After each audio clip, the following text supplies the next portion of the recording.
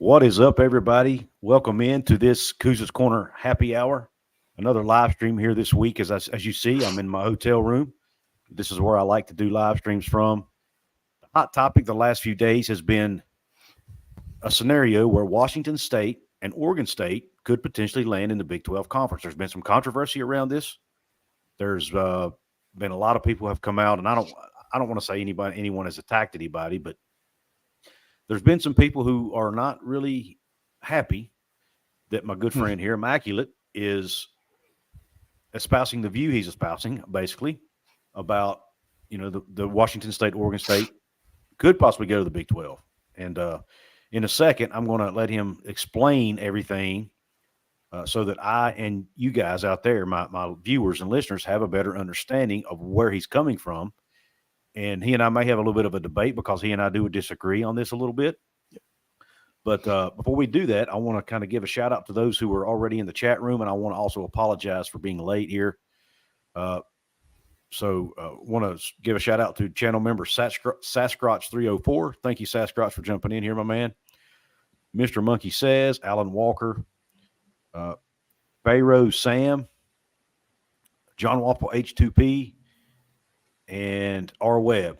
Thank you all for being in the show tonight and in the chat. Thank you all for your support. And Sasquatch has another comment here. He says, make sure to turn on your member gifting, guys. You can receive free channel memberships. Thank you, Sasquatch. Appreciate that, man. All right. Immaculate, first of all, before we dive into the meat and potatoes of the what we're here to talk about, where can everybody find you? Like you got right above there at Immaculate View on X. Also, tonight I'll be on as well with the Big 12 Mafia crew. For now, that's what I'm doing and coming on with friends like yourself. So feel free, if they have anything good or bad to throw at me, to throw it at me there at Immaculate View on X. Yep. Just keep it cordial, please. It's all we ask, respectful, but nonetheless, you have been a popular guy, Immaculate. Yeah, don't know why, but sometimes that happens, I guess. Yeah, most of the people out there are kind enough not to use names and attack. Yeah, there are a few out. People are nice. There are a few who choose not to do that. The Monty Show, but we won't go there tonight. That's not the purpose of this show. Yeah. Basically, I'm going to summarize this, and then I'll let you go into the details. But basically, my understanding of your view is, and I haven't been able to watch every episode of you and Big 12 Mafia and those guys, so I may be missing some details here. Okay, but my understanding of what you, the scenario you think could play out, is that basically Washington State and Oregon State, because they're, as of now, they still have control of the Pac-12, right?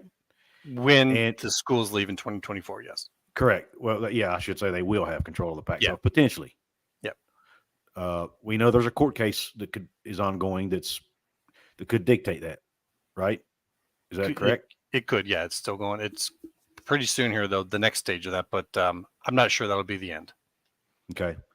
And your view is that if they're able to retain the assets that come with being the Pac-12 conference and then being the only two teams left, any money that could come to the Pac-12, they would get it all because they would be the only two schools in the conference.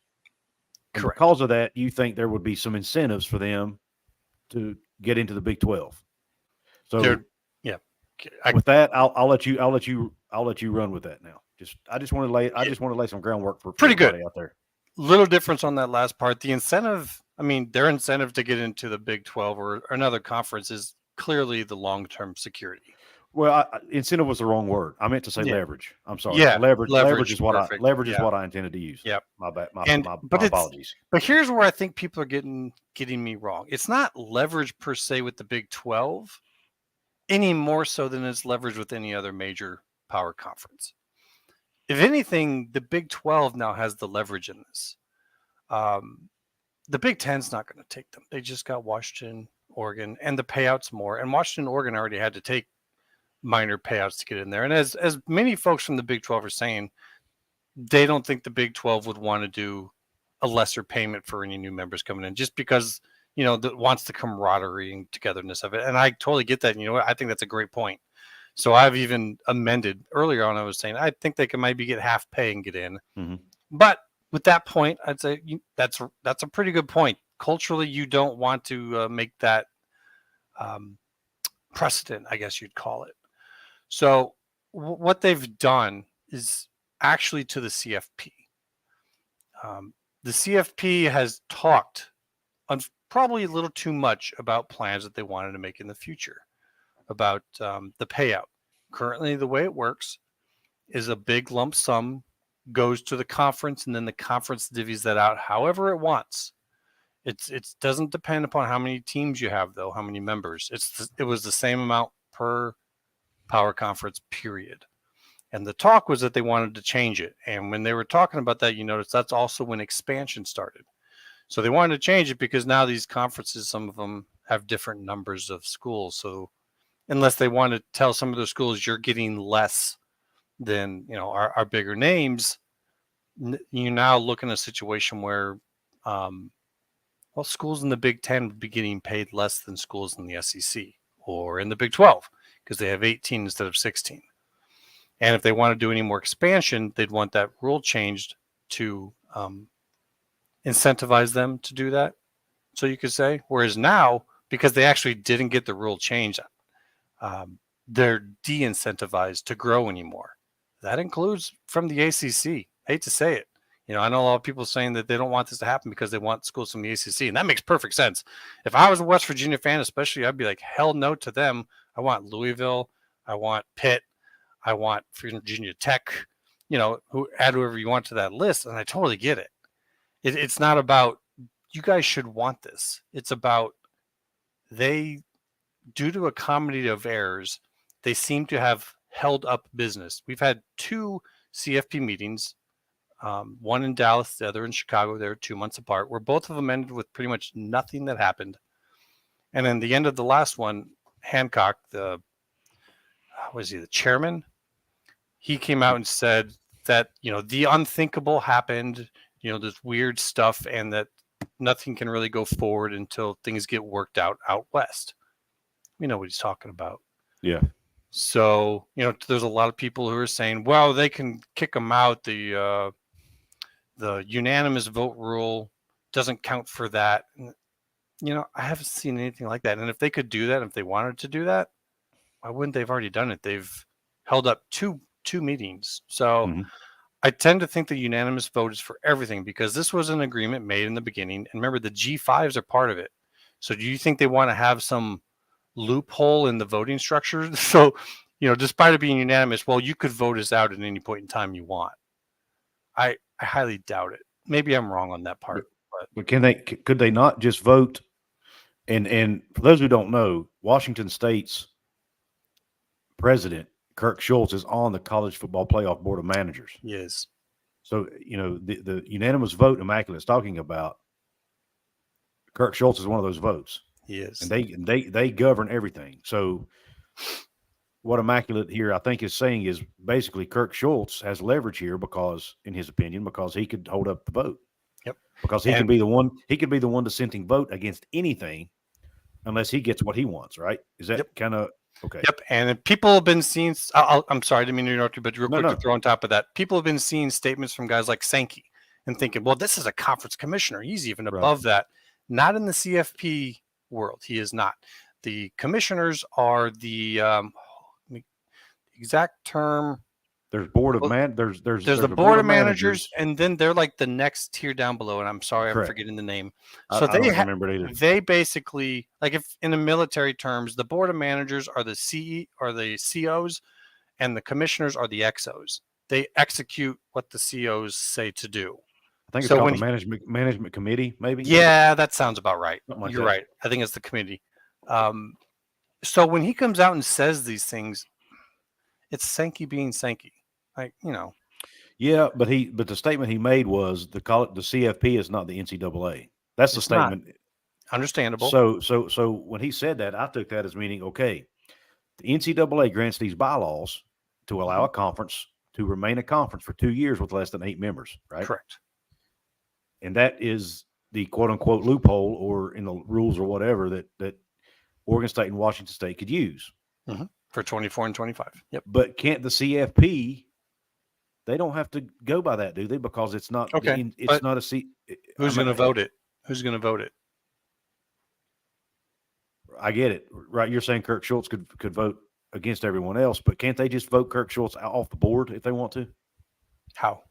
I don't know. I don't know how it works. Everyone, that's what I keep seeing. I keep people saying this, and it kind of feels like people are, it's a little bit of coping. It's a little bit of, oh, well, we could just do this. No, because it goes back to what I said when this was first made. This was a while back ago. No one saw anything like this coming, and they got the G5 involved. They got Notre Dame involved. They have They have votes on that board too. You think they want to leave an end around back door for the major conferences to come around later and vote them off? Because if you can vote Schultz off like this, well, then they could get voted off like this. And who's just like, if you're Notre Dame and you got involved with this, and you're the only independent voice on there, you think they would want some type of backdoor like that to vote them off? So I don't believe it's there, and I understand people are like, no, that they can't do that to us. I mean, because basically what we're admitting by admitting this is that these people were derelict of duty. It's a comedy of errors that has led to this. This wasn't a big plan. This was basically a backdoor for a virus. Is the best description I can call it. Is that's kind of what Washington State and Oregon State have done. Now, if the other schools that are leaving the pack decide we're not going to leave yet and we're going to stay in the pack, and so then and they get this court thing set up so that way the restraining order and the, I think it's an injunction hearing that they're having this month. If that clears the way, then maybe they could come back in and take care of business, and it's all done and over. And sorry, Washington State and Oregon State, because before the temporary restraining order came out, I was telling folks, you're just going to have to figure out something with the Mountain West. You have to figure out a plan, get the money somehow, because I didn't think that they stood a chance because the Big 12 said they didn't want them. Pretty clear as day. But the problem now is all business is held up, and if that could even mean what the ACC is trying to do in terms of schools leaving, whatever, that could be held up by this. So folks are saying we need to not do this because we want these ACC schools. That may not be available either because these rules were not allowed to be changed. They wanted to change them twice now in Dallas and Texas, or in Chicago, and it didn't happen. So okay, so if the rules don't get changed, let's play a hypothetical here. If the rules don't get changed, and the Washington State and Oregon State win their lawsuit, and they get control of the Pac-12, and they own the Pac-12 assets, whatever. Yep. They keep the 6-6 model, right? Yeah, because they can't vote it out right now. They've been trying. Could the CFP, maybe this, I'm not sure. I don't know the answer to this question. I'm not sure if you do. Does the PAC have to be recognized as one of the top 6 conference? If let's just say, if there's no PAC, if there's only 2 teams in the PAC, how can there be a PAC champion? Well, that's a good point. And that's right now the talk is about, is the NCAA going to give them a waiver? Because they need a waiver in order to take part in conference, the postseason without the 8 teams. They can still be a conference, for the 2 years, but it looks like they need a waiver to do the conference championship game. Now, I don't know, and this is where I don't know, and I would love to see from people who do know, as long as they know, if a conference championship game is actually required to be declared a conference champion. Because I don't believe it was ever declared a direct need to be in the CFP, and that it wasn't directly something you had to have in order to get into it, as per their own statements, but that they were heavily weighing on it. So what it comes down to is if they get the waiver from the NCAA in order to have their, it would basically be just another game between Washington State and Oregon State. It's kind of silly. But if they get their waiver to have that, or if they are able to declare a conference champion based upon the one game they played during the regular season, now it comes down to the 6-6 rule. And if the pack is pretty much just them, you have 4 major conferences who are going to get a champion in, right? So that leaves 2 spots. So what G5s are going to get their champions in ahead of Oregon State or Washington State? That's what it comes down to. Right. Yeah, right. And it's all going to be, and us not knowing the rules of the CFP make it hard for us to decipher this. But if the CFP, does it piggyback off of what the NCAA considers a conference, a quote unquote conference, or a conference champion, or can they, you know what I'm saying? What if the conference champions, the NCAA conference champions, or whatever? But then what if the college football playoff committee is like, yeah, but that's not what. For us, that's not the conference champions. But again, that comes back to Kirk Schultz, right? And him being one of those voices. Yep. He's not going to let them keep his conference out, even if it's only 2 teams, assuming that this is all assuming they win this court case. If they lose the court case, it's all null. I mean, this is pretty much a moot point, right? Yeah, because then they can't hold up things, and the other 10 come in, and they just dissolve it. They just dissolve the league. It gets really ugly real quick, and it's guillotine, and that's oof. Yeah. So and so you got to be willing to do that, and the consequences. And what we're seeing right now is a public relations assault being done by Oregon State and Washington State. I mean, they're in their state houses right now in Oregon. Washington State's been doing the same. So they're trying to make this as hard as possible to do that to them, in my opinion. You're covering all bases. So it comes down to, as some are saying in chat, I don't believe in order to declare a conference champion that you have to have a conference championship game. And if you have a conference champion and you are still an NCAA sanctioned conference, which they will be for 2 years, I think the CFP has to play by that. Because remember, those are presidents of schools that are in the NCAA. They can't just ignore NCAA rules because they're the CFP LLC. Like, they're still abiding by those. And when you look at the payouts, what a certain show talked about, the first ones they talked about were all based upon the academic ratings being earned that the NCAA imposes. So it's kind of an ode to that. Yeah. So they're still beholden to it. Just, it was kind of a weird statement by Stank, to be honest. It's kind of like, what are you trying to say? Yeah. I just had something come into my mind that I have not thought about in this scenario yet. Then but I want to read his comment first. Sure. From Bounds and Beers, who's a channel member. He says, why wouldn't the ACC just invite Wazzu then? Gets them to 20 with a third on the West Coast. Everyone is together until they aren't. The last time the Pac doesn't have a great history with alliances. Very true. Mm-hmm. It's a good question. I mean, if you just look at the situation saying, why don't they take them? In fact, it would help Stanford in California travel. But what we found out after the fact is that Stanford was trying to work a 6-team move to the ACC, including in that was Utah, Colorado, Arizona, and Arizona State. Oregon State and Washington State were not, for whatever reason. What I've been kind of saying that I think, just my opinion, is that the ACC is going to become a different kind of conference. It's going to be more like a private university-based conference. Mm-hmm. You got most of the publics that want to get out. The others will probably somehow get shuffled out, pushed out. What I've been saying is I think the Big 12 could get ESPN to probably help pay for some of these schools that you want, kind of like how they helped pay for Oklahoma and UT to make the move. And that's what I would do if I was Yormark. It's like, oh, you want these 2 schools out and we want to get all that money out. What are you going to do for us? Because we don't give a damn about whether or not Washington State and Oregon State get $31.7 million or whatever that is. Like, I've never once said that I think that, the Big 12 will be jumping over joy for just getting them pro rata. That does nothing for the conference. So there's got to be something else that the Big 12 would get. And I give Yormark that amount of credit. Yeah. So, yeah. And Hellbilly, that's what we were talking about earlier. He says, and thank you for the channel membership, by the way. He's a new member here.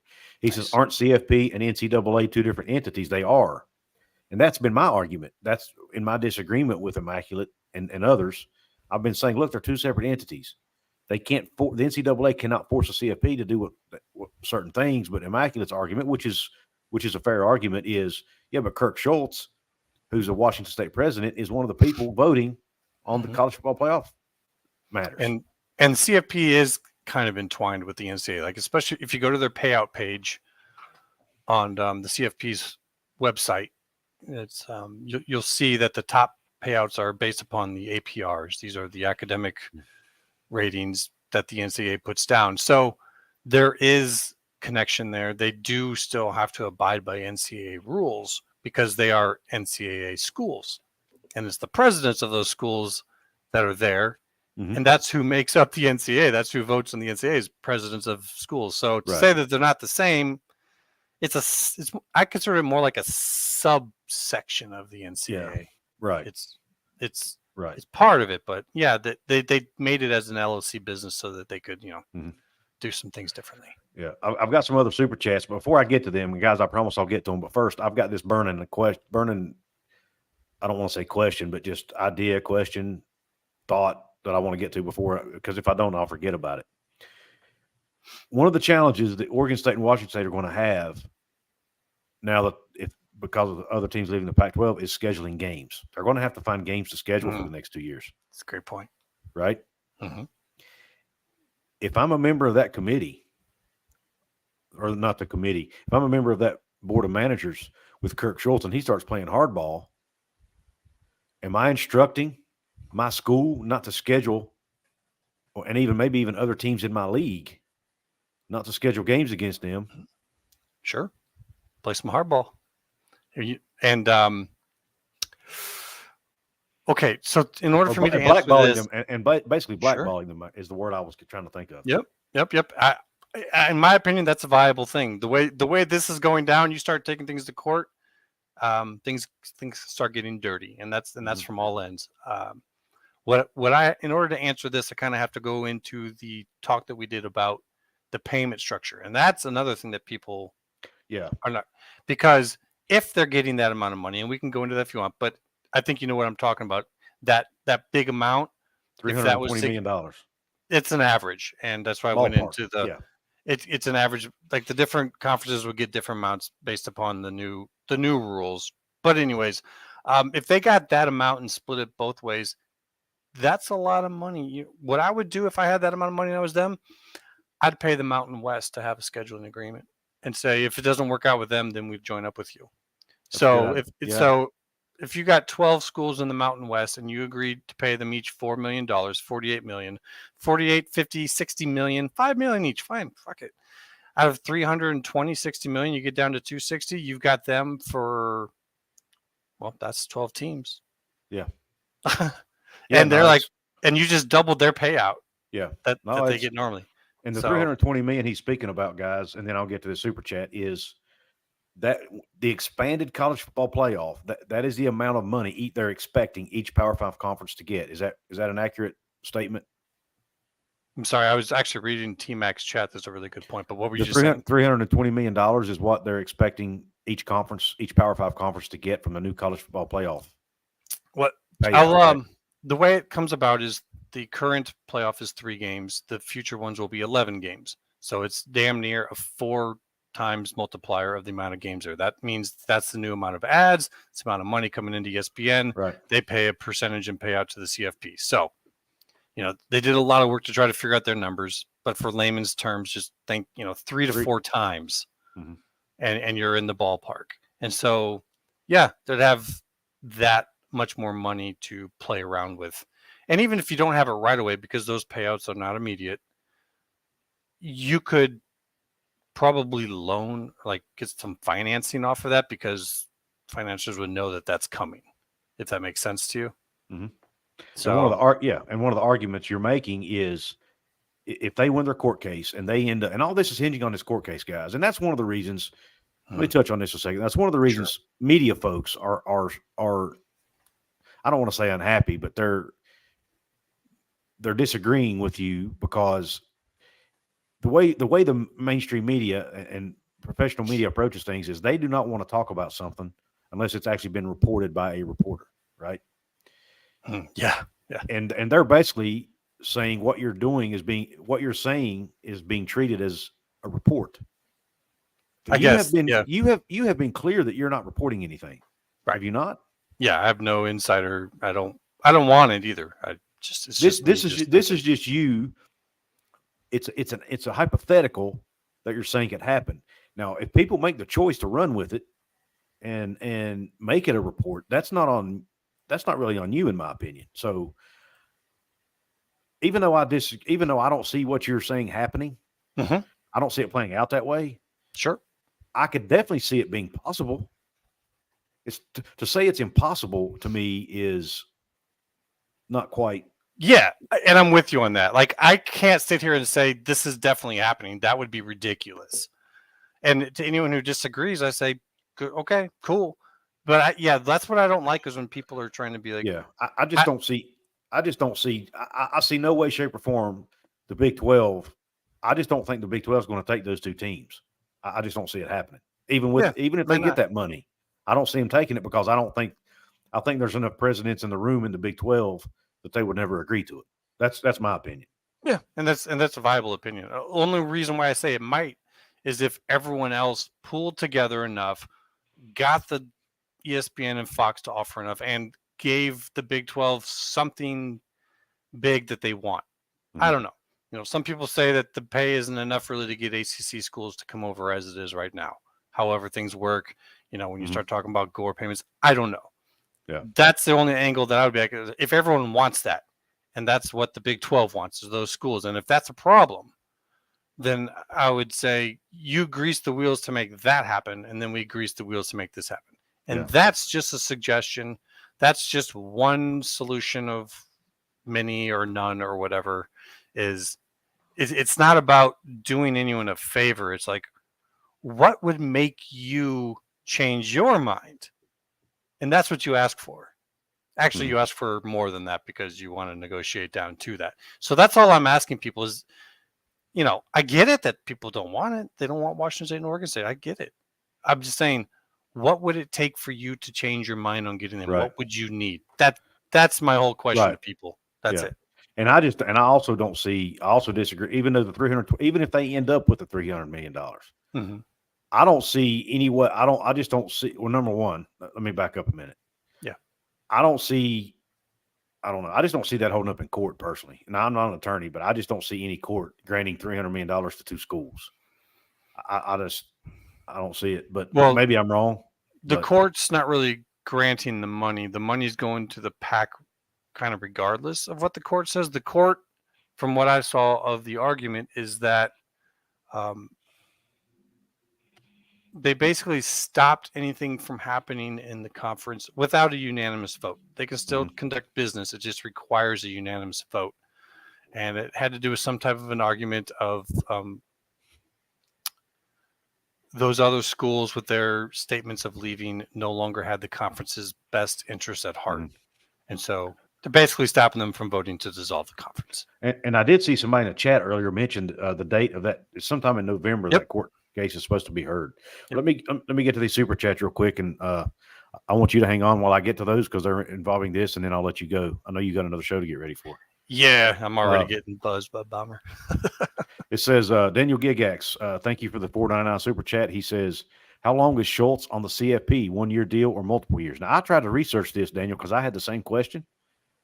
I wasn't able to find an answer. Do you know the answer, Immaculate? I do not, and my best guess is that the conference decides who they want to send. They decide for how long they want to send them. And once again, it comes back to the thing that they can no longer pass anything without a unanimous vote in the PAC either. So when you see Hancock come out and said this whole situation is weird and no one could have foreseen it, it's all of this combined. And it's a logjam. That's why I made a little joke for the Oregon State guys that the Beavers made a dam, because that's basically what it is. It's a logjam. Nothing is happening. They don't schedule CFP meetings where everyone has to get in there and get together in order to not pass anything. So, when people are like, well, they could do this and do that, I was like, they do it. Like if we could do that, why wouldn't we just do it? Like, I'm not a PAC guy. I'm not an OSU or a WSU guy. I want to see this move forward. I'm an Iowa Big Ten ASU because I live here in Scottsdale, guys. So Mm-hmm. I just want to see things move forward. I just want a solution. I just want this to move forward. Right. So, personally, I'm open to whatever gets this going. Yeah. John Waffle, H2P, thank you for the super chat, man. He says, I personally think the ACC raids the Big 12. I don't see that happening. I guess it's possible, but I don't see it happening. Like I said, I mean, why, for example, if they rated them, the only 3 schools that might make any sense at all would be, well, I don't know. Let me back up a minute. Now that they have SMU, that changes things a little bit. I have one school in mind that the ACC might be interested, if I'm right about where they're going in the future, and that's TCU. Yeah, with SMU, that could change things. There is an argument to be made. I'm a Big 12 guy, so sometimes I see things through that lens. But I have this one commenter on almost all of my conference alignment videos. His name's Tar Heel. Obviously, we know who his team is. Mm-hmm. But he's always bringing I know up a Tar point. Heel. Yep. He's always bringing up a great point, and he says this: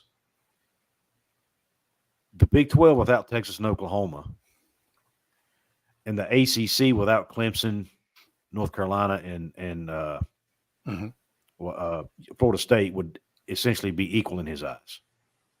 Now, we can debate that, whether or not that's true or not. I'd actually say that they're not equal, that Big 12 is more valuable, but, from a value standpoint. Yeah, there's not that much difference between the ACC and Big 12 in payout value. And if you take the top 3 brands out of it, I mean, you're right. Well, my argument now that might have been an accurate argument 6 months ago or 3 months ago.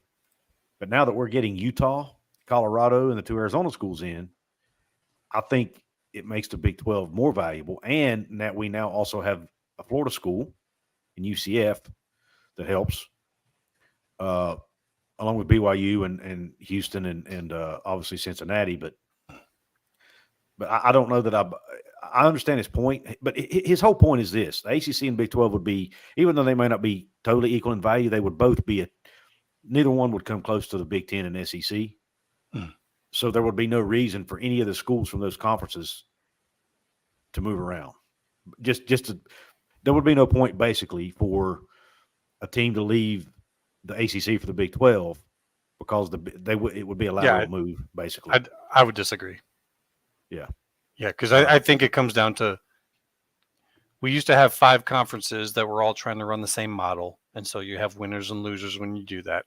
What I think they're trying to do in the future is have 4 conferences, each with a different model.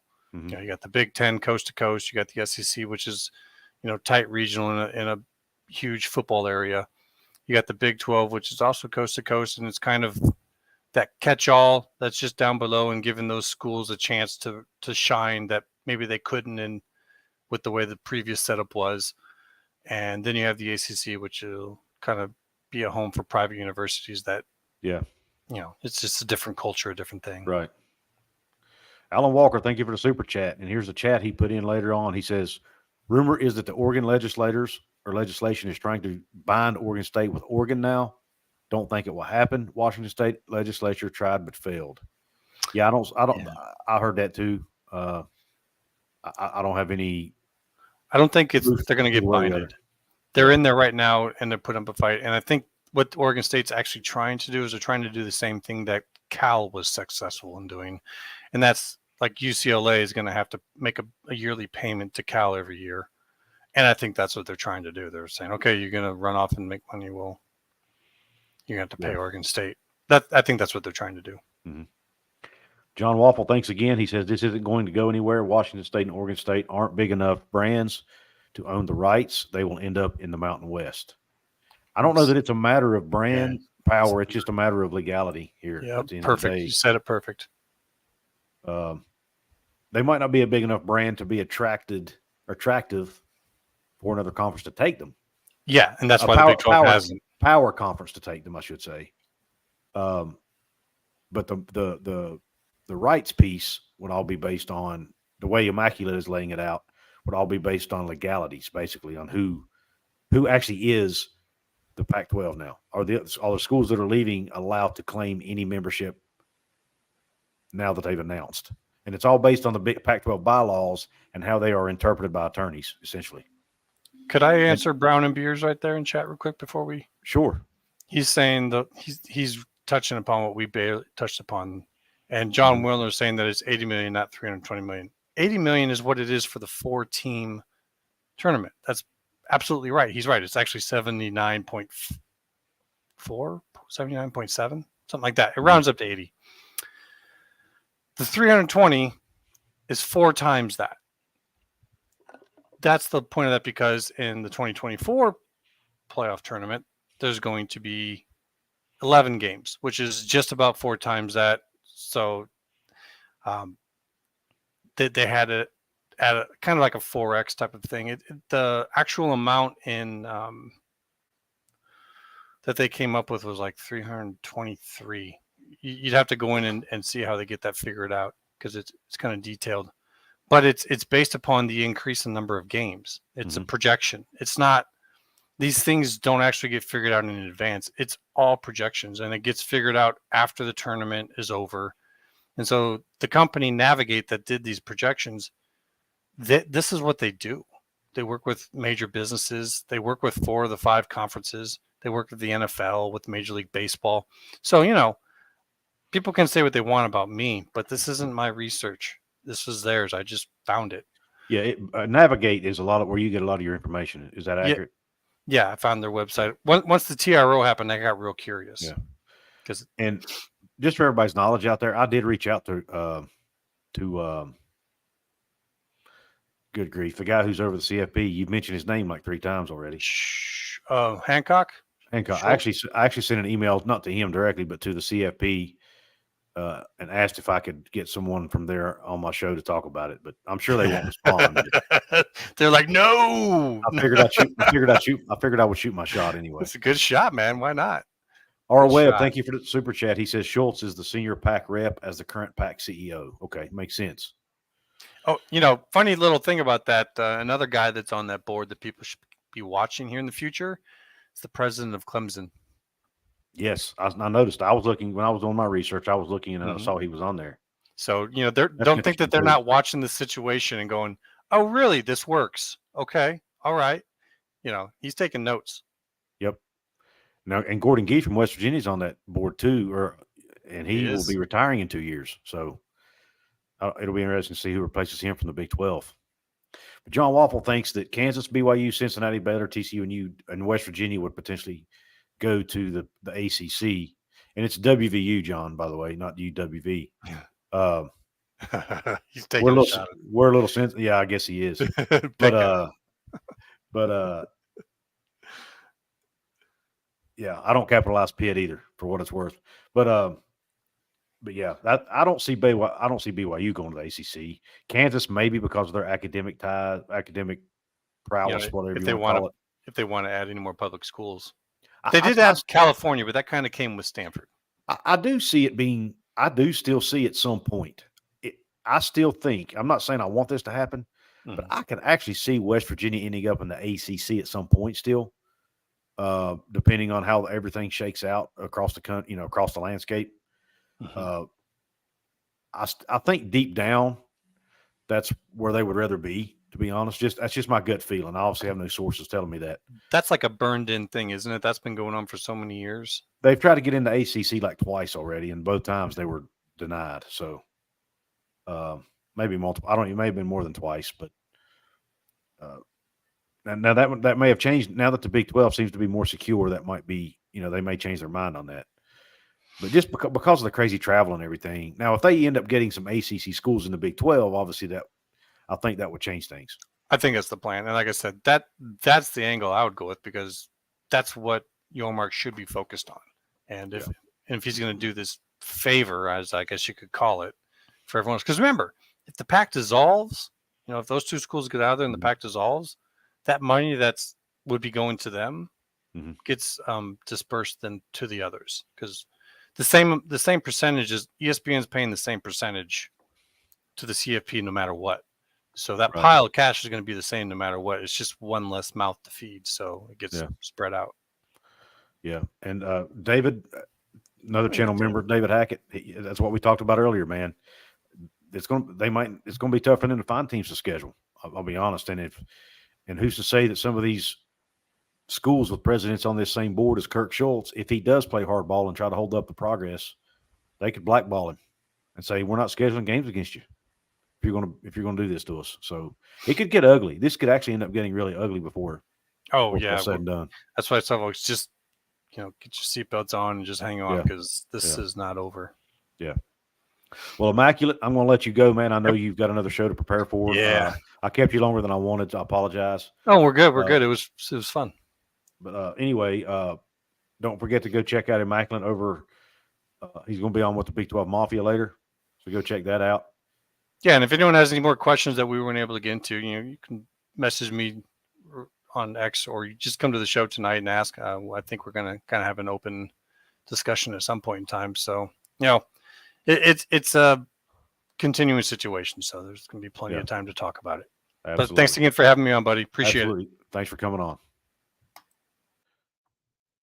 Yeah, so thank you to Immaculate for coming on the show. The other topic I want to talk about tonight, guys, the show's not over yet. You guys are welcome to stick around. I want to talk about this Pat McAfee thing real quick. We all know what's been going on with Pat McAfee, and there's a huge hoopla or controversy, I guess you want to call it, on Twitter now between Pat McAfee and Washington State fans. Of course, now West Virginia fans are getting into the mix. I've even thrown a couple shots myself just for fun. But for those of you who may not know, I guess it was 2 weekends ago now, 2 Saturdays ago, Lee Corso made a comment on game day. He called the game between Washington State and Oregon State the Nobody Wants Us Bowl or something like that. And then after the game was over and they were interviewing Washington State's coach, he made a comment, he said, about Lee Corso, basically going after Lee Corso and saying he called it the Nobody Watches Bowl, which is not even what Lee Corso said. And he kind of went after Lee Corso for making that comment and said it was disrespectful and all this. Well, the following Saturday, this past Saturday, Pat McAfee goes after Washington State, and he's kind of talking smack about. I can't play the clip because ESPN will probably dock me for copyright infringement. But basically, Pat McAfee said, I'm paraphrasing, "Who cares about Washington State? Washington State needs to go away. I'm tired of hearing from them." And I'm paraphrasing again. And a lot of people took exception to that, and they have been going after Pat McAfee on social media. Some media people have went after him a little bit. Obviously, Ryan Leaf, who is one of the most famous Washington State alums out there in the sports world, took exception to it. And I kind of want to give my thoughts on this whole situation. Being a West Virginia guy, since Pat McAfee is a West Virginia alum and former player, I wanted to address it. I do think Pat McAfee should not have made that. He shouldn't have made that statement. Okay, he shouldn't have made that statement about Washington State. But at the same time, I don't think he meant it to be personal. I think he was joking, to be honest with you. People have to understand, Pat McAfee is not a professional broadcaster. He's an entertainer. And if people thought he was going to come on TV and not be himself, I don't think they realize who Pat McAfee is. He's the same guy. He's always been the same guy. Now, he can clean up his language and do some things differently and all that. But at the end of the day, he's an entertainer, and that's what they brought him on there for. And if they expect him to be all buttoned up and clean cut and quote unquote professional all the time, then he's not the guy for that show. Now, and a lot of you guys listening and watching may think he shouldn't be on the show, and that's fine. That's fine for you to have that opinion. But Pat McAfee is going to say things like that. That's who he is. That's what makes him Pat McAfee. That's what makes the Pat McAfee show so popular. That's the whole reason ESPN wanted him in the first place. So I think it's a little weird for us to get mad at him or people to get mad at him for doing that. And especially if they turn around and want to hear his analysis and everything, because it's at the end of the day, you can't have you've got to get all of Pat McAfee or none of Pat McAfee, if that makes sense. That being said, he shouldn't have been. He should have been a little bit more careful about what he said. If someone had said that about West Virginia, I guarantee you he would have taken exception to it more than likely. So I understand Washington State fans for being upset. But at the same time, and at the end of that clip on game day, McAfee talked about, hey, they came after Corso last week. So he was also, it was a way for him to defend his friend Lee Corso, who's like in his late 80s, and also it's obvious Lee Corso has some struggles on game day, and he's not the Lee Corso of old. I'm trying to be respectful here because I really feel bad for Lee Corso. He's a legend, but I think he took exception to Jake Dickert, the Washington State coach, coming after Lee Corso. So this is kind of a way also for him to stick up for Lee Corso while at the same time being entertaining about it and being a little bit funny about it. So do I think McAfee should have said it? Probably not. But I also think Washington State fans are probably being a little bit too sensitive at the same time. I mean, West Virginia has been disrespected by ESPN and other media outlets forever. You know what I mean? So, and him being a West Virginia guy, he gets that. So I kind of feel like if there's any fan base or any person who, I don't want to say has a right, but it can at least understand, and maybe you know how it is. Like, I'm trying to think how to explain this. If you are, it's easier to go after somebody if you relate to them, right? If you kind of share the same thing, same interests, you kind of tease somebody about, like me being bald, for example. I can tease another bald guy, right? Because we have that in common. Where, I may not want to tease somebody who, has a health issue or, cancer, whatever the case may be, receding hairline, whatever, that I don't know. But that's kind of what I'm relating to here. West Virginia's always been we've been disrespected forever. And so Washington State fans feel disrespected. I get it. I've been there. Trust me. We've been there. We've been disrespected forever. Now, on top of it, what's causing such a stir is the fact that Washington State is one of these two teams that don't have a conference to play in. And one of the things I read in an article, I think it was in the Washington Post, is that, ESPN is kind of part of the problem. They're kind of part of the reason Washington State is where they are. So for one of their employees to take a shot at Washington State, I think they felt like it was a little bit out of line. And like I said, it probably was. But at the end of the day, it's Pat McAfee, guys, and he's going to be Pat McAfee. Now, if you want to sit there and say he shouldn't be on the show, that's fair. But as long as he's on that show, stuff like this is probably going to happen because that's what he's there for. And he's not going to stop being himself. Because if he has to stop being himself, he probably will just leave, to be straight up honest with you. But anyway, that's my take on that. So I kind of basically, I guess in a nutshell, I kind of see both sides of it. McAfee shouldn't have said it, but Washington State fans are probably also overreacting and being way too sensitive. That's how I feel. Let me get other people's opinions. Browns and Beers channel member here, he says, I don't like how Pat said it, but he's used to clapping back at folks who try to call out his show. I think he was more so defending game day. Yep. Agreed. A lot of the Wazzu fans on X said they had never been a fan of McAfee, had seen his content before. I'd call it more so them being unaware of his presentation or style.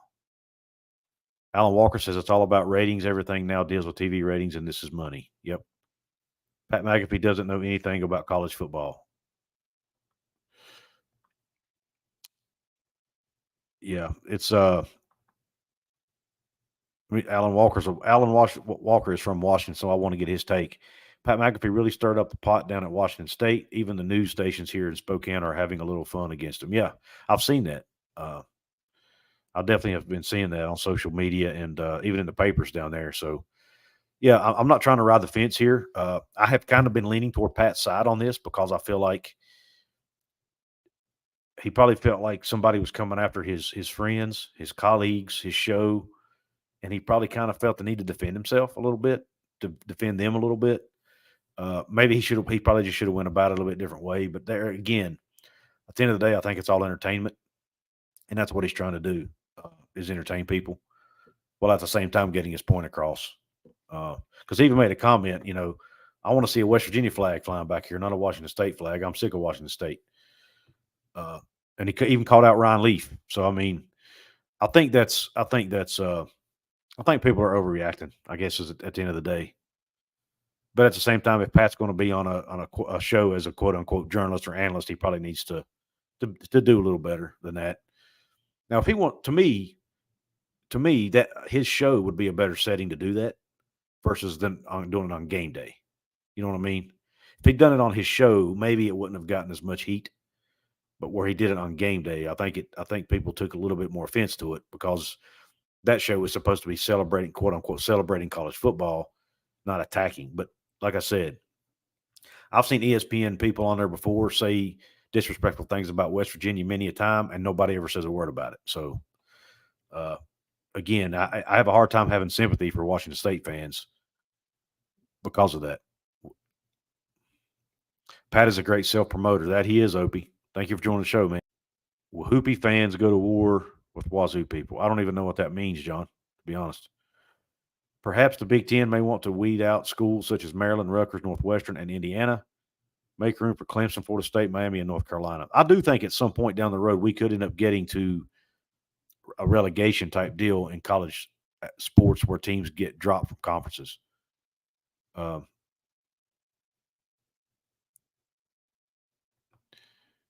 Washington State knows it's true. Otherwise, they would be in the Big Ten too.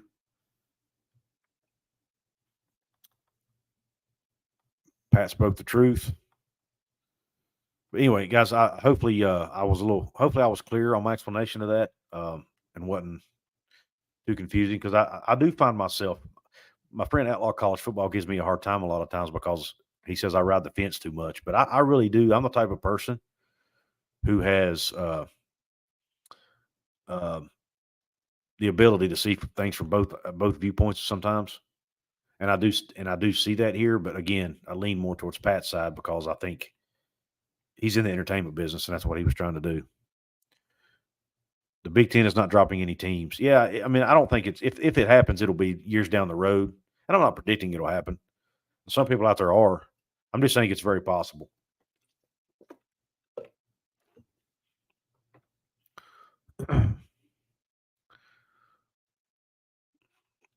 Well, guys, I don't really have anything else. West Virginia's got a big game coming up this week. Or next week. I'm sorry, we're off this week. We go to Houston next week to play our old coach Dana Holgerson. That'll be an interesting game. Uh, just real quick, I'm gonna jump over here in a minute, but I want to talk about West Virginia real quick. And there's been some conversation. I think it even came up on Pat McAfee show today about could West Virginia is it actually possible that West Virginia could make the college football playoff if they win out the rest of the year, finish 11-1, and then win the Big 12 championship game against what would likely be Texas? First of all, any of you guys who've seen my video today will know I think we need to pump the brakes on that discussion. It's too early to be talking about that. Us West Virginia fans, let's just enjoy the wins we're getting. Let's enjoy the season, enjoy this team, and take it a game at a time. And at the end of the year, we'll talk about that stuff. But even if West Virginia does win out and wins the Big 12 title game, I don't see West Virginia getting in the CFP because the Big 12 on a national because of there's been a lot of Group of Five losses, or at least several Group of Five losses that Big 12 teams have suffered this year.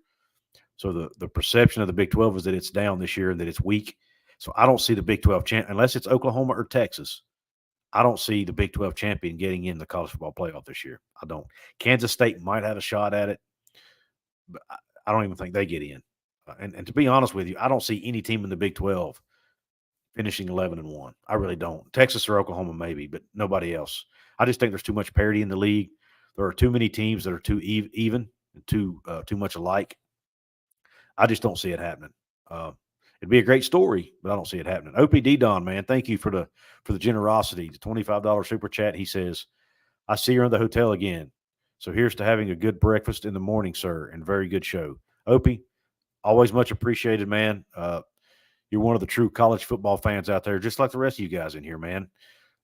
You guys in this chat room and in all the chat rooms I stop into, this is a college football family right here, man. Peanut Butter Hero, Alan Walker, R. Webb, Northeast Ohio Catfish, Emilio Zapata. By the way, he gave his opinion on the flag. John Waffle H2P Stripes is in the house. Make sure I'm not missing anybody here. Rounds of Beers again. John Christophic. And sorry, John, if I mispronounced your name, man. Simo. Obviously, Immaculate was in here. Mike Smith, man, thank you for hopping in. Missed you earlier. My apologies. It's impossible for me to get to every comment, folks, because of the amount of people in the chat room. That's why super chats are so important. And highlight your chat and make sure I see it. But anyway, well, guys, listen. If you haven't done so yet, on your way out, please hit the like button. That really helps the YouTube algorithm and help this get seen. Even after the live's over, more people will be able to see it once it's up and on demand. Can watch the replay. I really want to thank Immaculate again for coming on the show. You guys go check out the Big 12 Monty show. I think he should be getting started right about now. So go check out their show. I'm sure they'll talk a little bit about the Washington State, Oregon State stuff. With that being said, guys, thanks for tuning in. I appreciate all the support. And even though West Virginia doesn't play this week, 7 days a week, 365 days a year, you should cue Country Roads.